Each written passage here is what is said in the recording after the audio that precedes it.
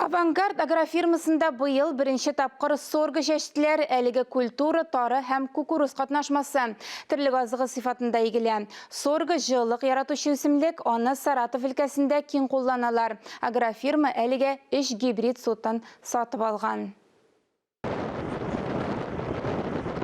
Соргыны бір түклі культуралар шешкен кебек рәтлі шешкіш білән шешедер. Утырту тирәнлеге 4 сантиметрдан да кем булмаска тиеш. Югыйсә оның тамырлары кырырга мөмкин. Бу җаваплы эшне күптән түгел трактор штурвалы артына утырган Фәргать Төхвәтуллин башкара.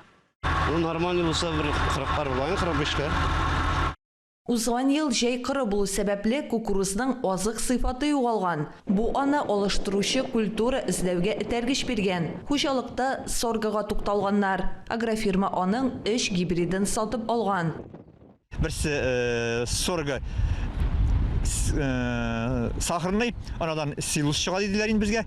Соргы зерновой, анадан синажда һәм силузда чыга диделәр. Ясап була диделәр, ясап була диделәр. Һәм соргы суданская трава.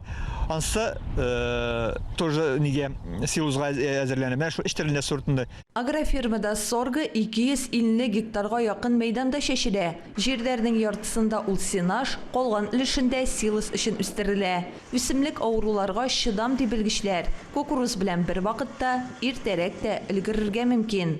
Яшел массаны алар әйтүенчә инде 200-дән 300 центнерга кадәр массалы яшел масса бирә дип баралар.